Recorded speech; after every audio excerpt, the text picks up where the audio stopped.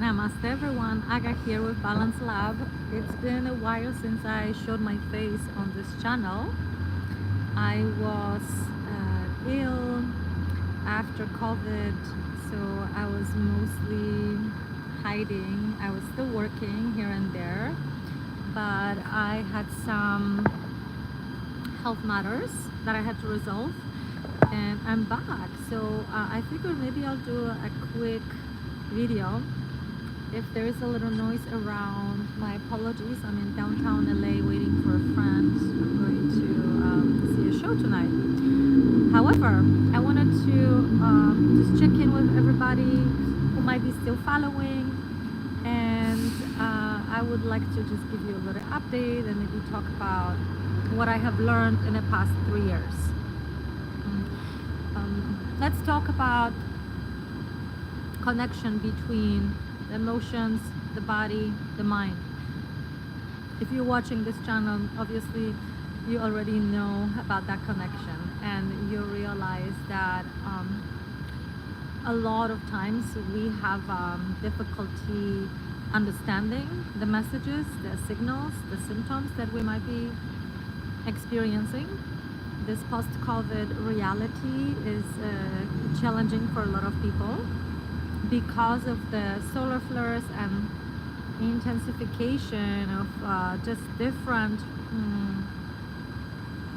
electromagnetic frequencies that we're all feeling internally in our nervous system, is causing lots of unconscious stuff to surface. So in human language, it translates to conflicts, it translates to feeling anxiety, just feeling that there's a lot going on and we can't quite handle the pace of it. We're overwhelmed.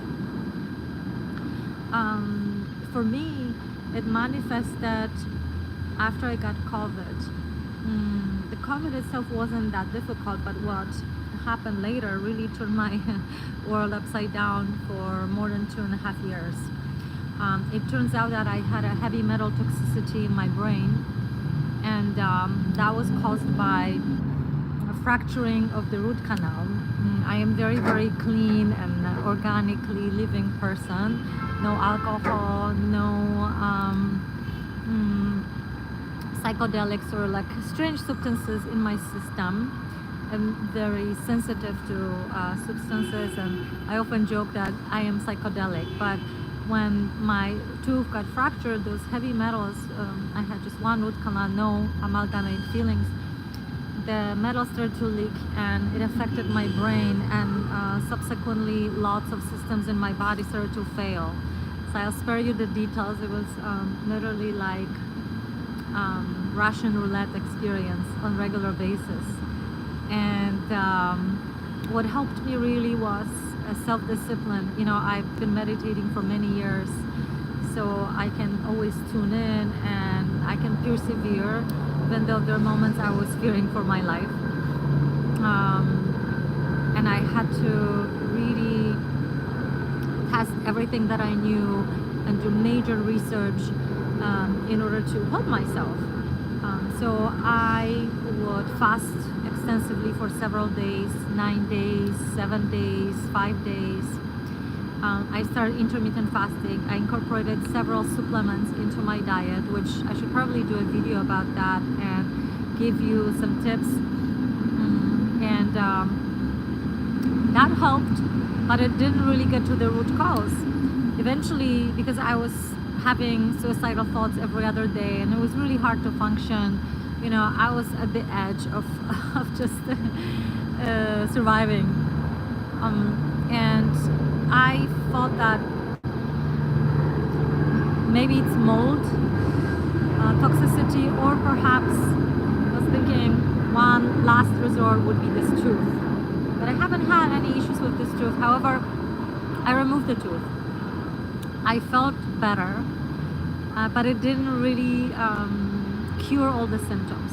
So I did another, about a month ago, I did another 7.5 days water fast.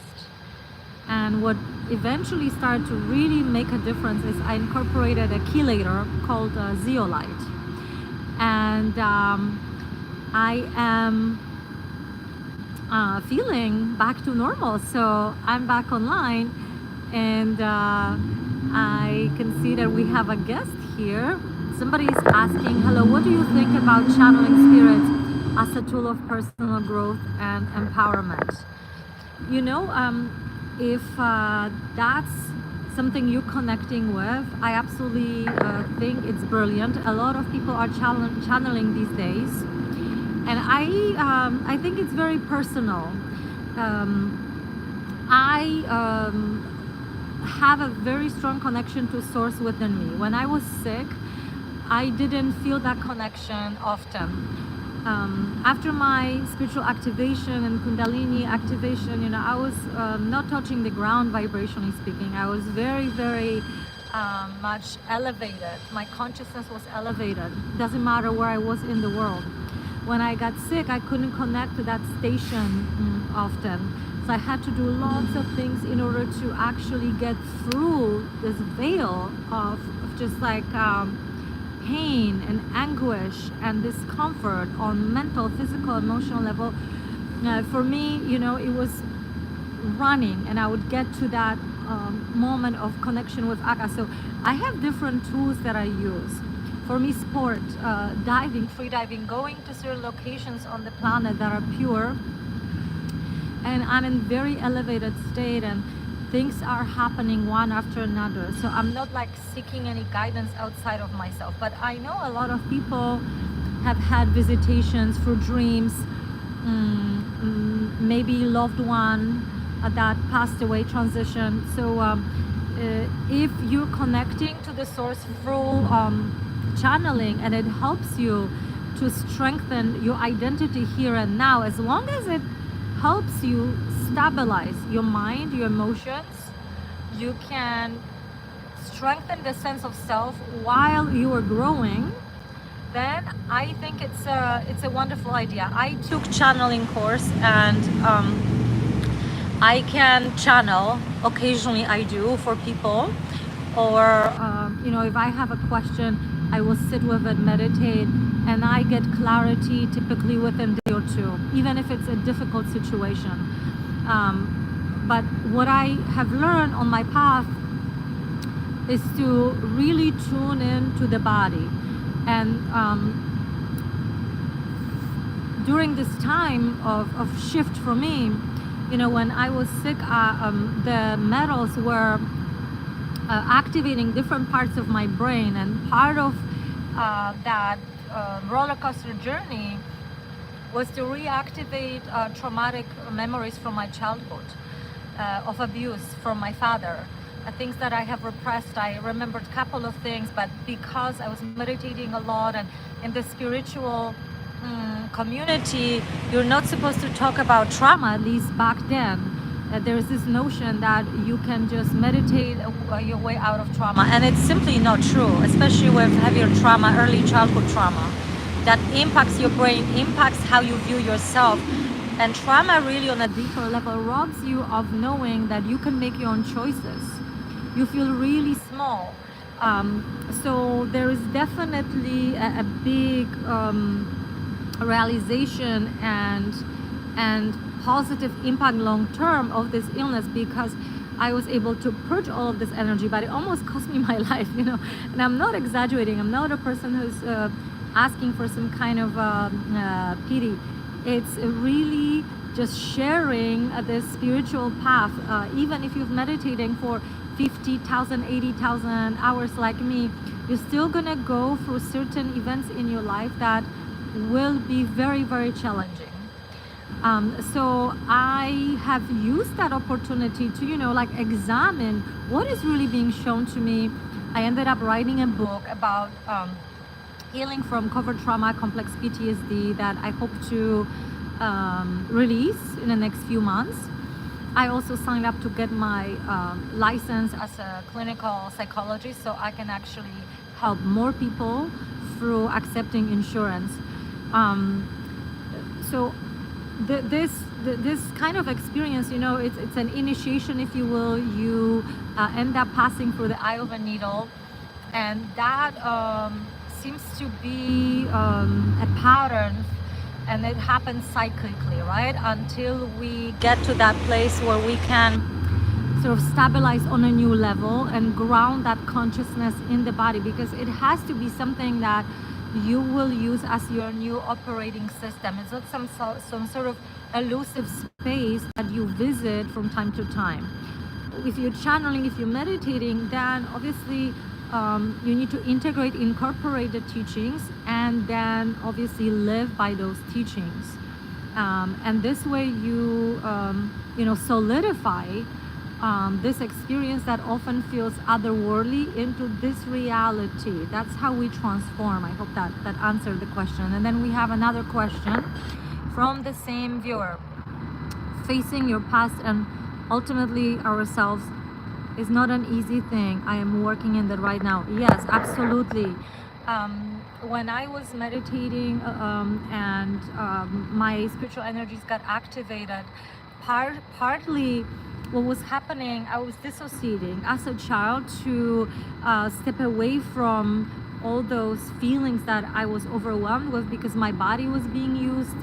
Nobody cared about me, my emotions, my needs, including my mom. I was going out of body on regular basis, right? I had sort of near-death experiences or out-of-body journeys, astral journeys. And when I started meditating, let me tell you, I went to a Vipassana meditation center for a 10-day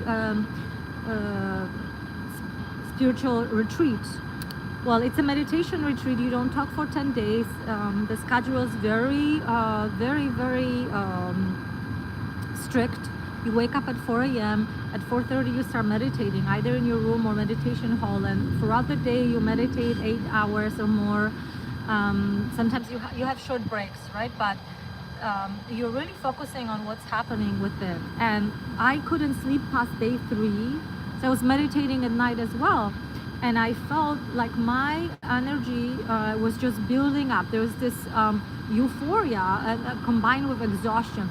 It felt like, there is this machinery, there is this momentum building up, and something is going to explode and open up. Sort of like if you think of a cage with a bird, and that cage is going to open up and the bird can fly out of that cage.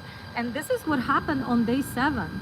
I'm in a meditation hall in the morning, and I catapult out of my body. Well, my essence catapults out of my body.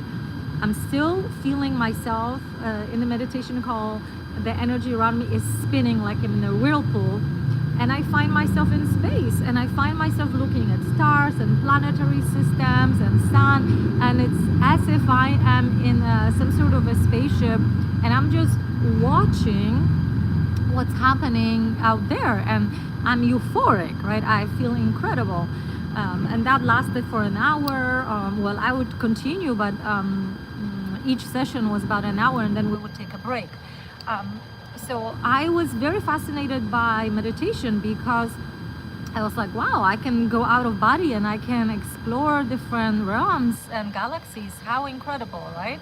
I can just fly using this technology, internal technology. So I started meditating every day for at least 2 hours for years. And then obviously as I started working in this realm, every session was like meditation, and I was working with 6 clients per day.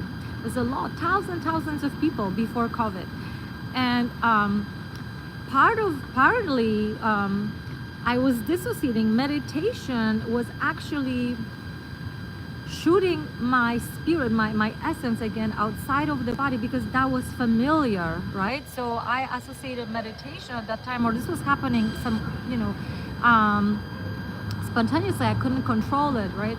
I would enter this realm of celestial presences and just cosmic realm, or we can call it void.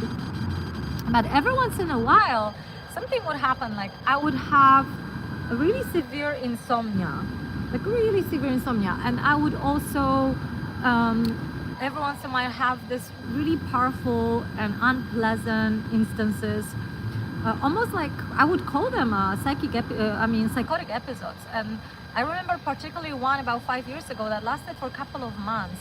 Imagine if you took some LSD or some psychedelics, but the journey would last for 2 months, and it wasn't pleasant. I now understand that my body was harboring all this information, that I wasn't ready to witness all of that, and I had symptoms of trauma.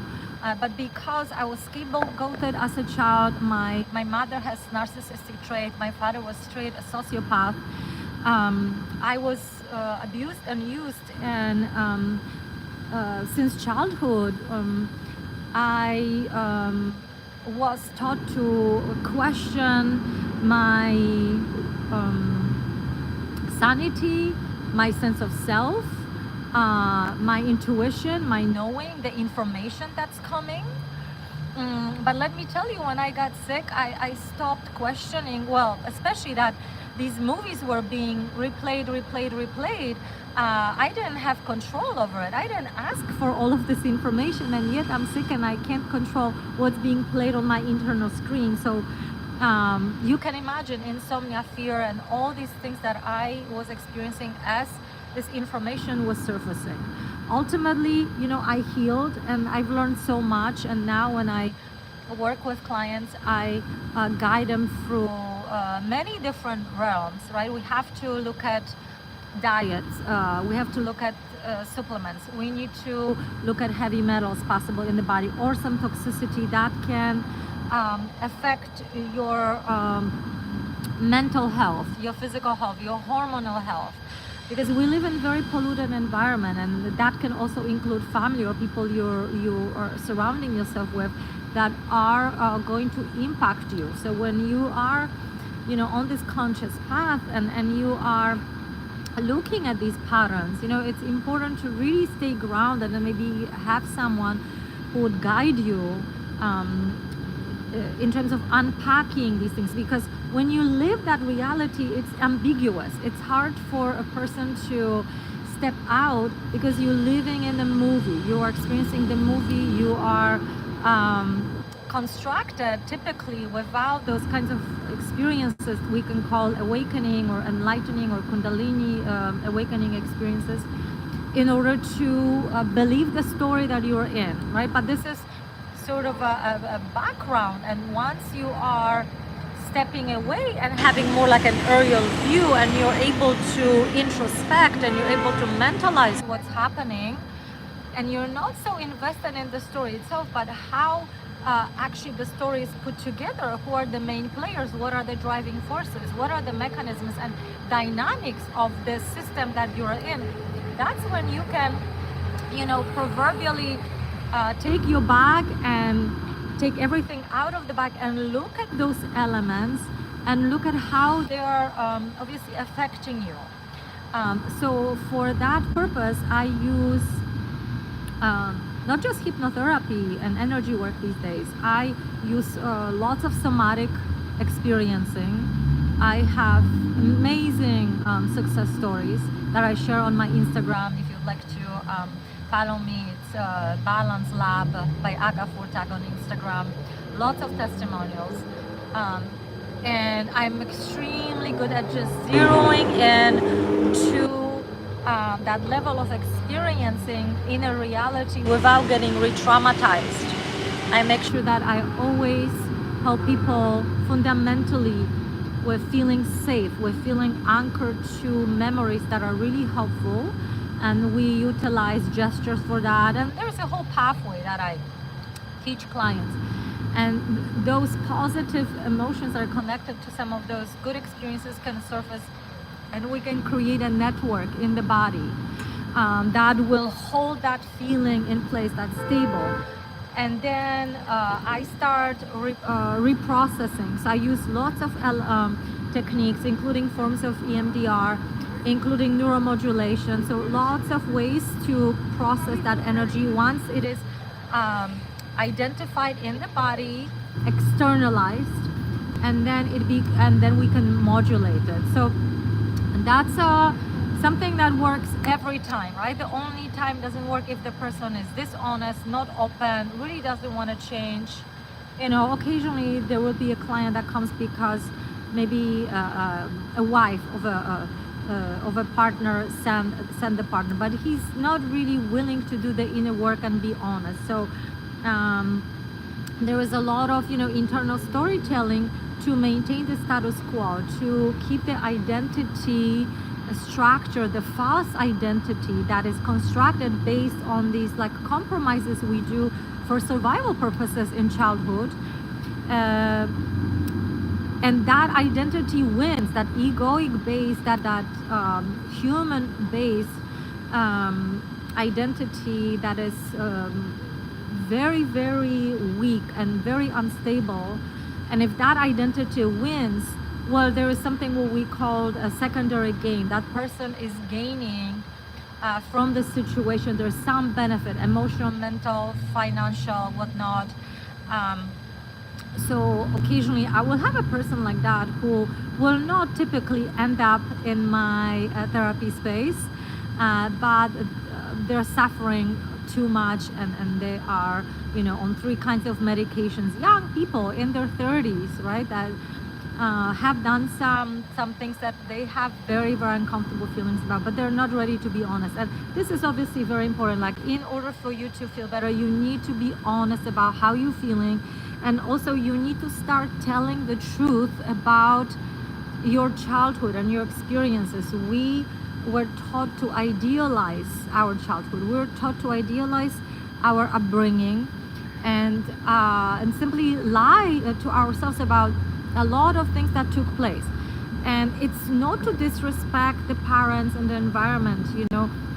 We all have trauma to some degree, capital T or lowercase t, but it's a kind of sober overview of the situation, because without recognizing that something is off, something is not really working, you can't really find the solution. And it's not about dwelling on the past. You need to first have a sober look and really externally, like an engineer, identify these elements that are out of alignment in your life and within you, and then start shifting. And that happens in this guided space. And if you do a few sessions, sometimes people need 1, 2, 3 sessions, and they are good to go. And then you just practice what you learn, but you have to be willing, obviously, to feel. Some of these feelings are uncomfortable. They will last for a while. There are lots of supplements that can help. Magnesium, sodium, potassium. Definitely you need electrolytes, because that calms your nervous system. You need vitamin B complex. You need tons of vitamin D3K2, 30,000 units or more per day. That will help you stay grounded. Ashwagandha is very good, and I have started using this supplement. I'm going to show you. It's called rhodiola. I have it with me. Whenever I feel overwhelmed, I take this supplement, and it works wonders. Let me try to find it so I can show you the actual package, because I took it with me. I take it with me when I travel. I don't know if I can find it right now, but I can type it in the comment section below. It's called rhodiola. rhodiola. This is the vitamin D3K2 supplement I take every day, and you probably need few more things, but that's just individual. It just depends. It depends on your individual needs, right? But rhodiola, ashwagandha, tons of vitamin D3K2 every single day. Avoid sugar, grain, all processed food, alcohol. This way you can really elevate yourself faster. So all these things need to work together, right? The inner environment, outer environment, food, supplementation, and your spiritual practices. And obviously your willingness to do the work. So I hope this video was supportive and helpful. if you would like to bring any topics to this conversation, I'm happy to do a part 2. And then before I finish, I have one more question.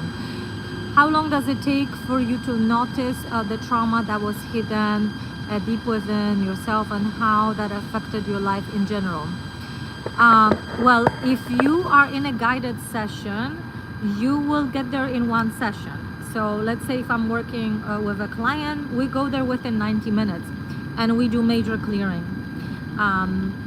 So it can happen fast if you know what you're doing. If you don't know what you're doing and you are focused on doing, experiencing, being in a movie and really acting as if this is who you are. No, this is what you are. So it depends on how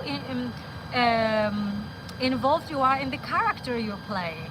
I'm very much in this multi-dimensional space where I can look at things from many different angles.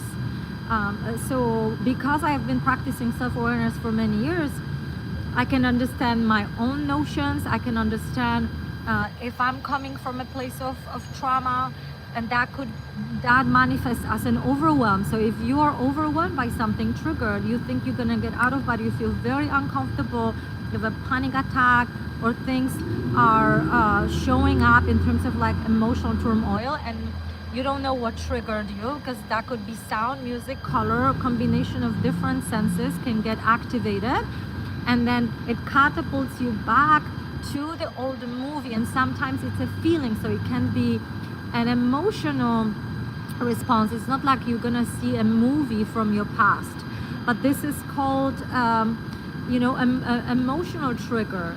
And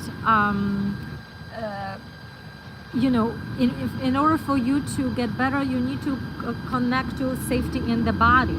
So what I do is, if I have that kind of like a moment of overwhelm, I do planks, I exercise, I take my supplements, I talk to myself, I talk to the inner child, I soothe myself, and the symptoms, the feeling, the internal event goes away. But again, we have to check if it's hormonal, if it's environmental, if it's emotional, if it's mental. There are all kinds of things that could be easily fixed if we actually look at those different components. So noticing that you're not feeling well, like this is this is how you realize that something is off, right? And it doesn't really matter if it's related to trauma or not, but because we have context, we have these experiences that bring forth certain associations. So we have to break that apart. How is your mind thinking? How are you projecting into the future? Is it negative, or are you able to stay present? It just depends what you do internally with your supercomputer, with your inner intelligence.